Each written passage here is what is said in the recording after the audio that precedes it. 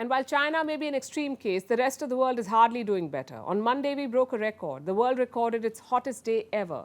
Average temperature hit 17 degrees Celsius for the first time. And then we broke that record again on Tuesday. That's when the world's average temperature was 17.1 degrees Celsius. So we've seen two of the hottest days on record in a row. And this is the average of temperatures from the poles to the equator. It's not just the land, the seas too are heating up. This can have devastating effects. The most obvious is an increase in tropical storms, your cyclones, hurricanes, or typhoons. Warm seas will result in more of these. But there are other impacts as well, like wildfires, droughts, and heavy rains. And all of these extreme weather events are on the rise. Here's a report. Wildfires in Canada. Heat waves in the southern US and northern Mexico. Extreme heat in Southeast Asia. Record heat and torrential rains in China. Everywhere you look, the world is in a state of upheaval, and it's breaking records. The planet just saw its two hottest days on record, back to back. On Monday, the global average temperature was 17 degrees Celsius. It was the highest in recorded history.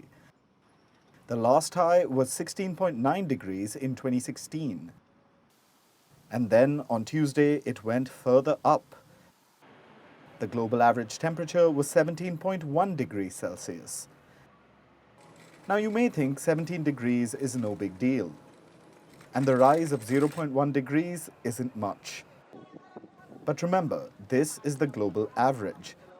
It isn't evenly distributed.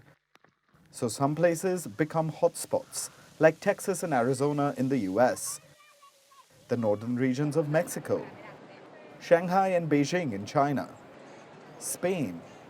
And it's these hotspots that are driving up the global average temperature. The worst part is, this is probably just the beginning.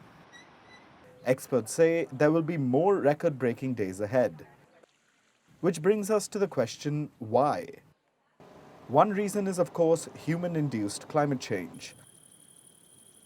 Our constant greenhouse gas emissions. They help trap heat within the atmosphere, so temperatures go up.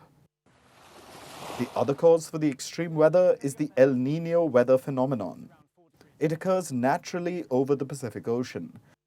It causes ocean surface temperatures to rise.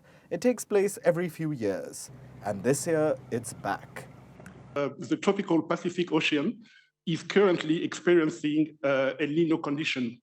And this is a result of rapid and substantive change, both in the atmosphere and in the ocean. What we know is that throughout the next 5 years, we are likely to have one of the warmest years on record. He says one of the next 5 years will be the warmest on record. And 2023 is already breaking heat records, even before the El Nino is in full swing. This is thanks to our greenhouse gas emissions. Look at some recent examples. Cyclone Biparjoy in the Arabian Sea. It was a rare occurrence, as powerful cyclones usually form on the other side of the Indian subcontinent. Then look at the wildfires in Canada. They do have an annual wildfire season, yet this year they've seen some of the worst. Same with Russia's Siberia. It's a region known for its inhospitable cold. Now, each of these events can be explained as an anomaly, but look at them together and you'll see a pattern. Climate change may not start causing Katrina-like hurricanes every day, but the chance of it happening again in our lifetimes increases. And less powerful disasters will become more frequent. They'll start becoming a part of our lives, making our lives more miserable. The only way to stop this is for governments to recognize the danger and act now.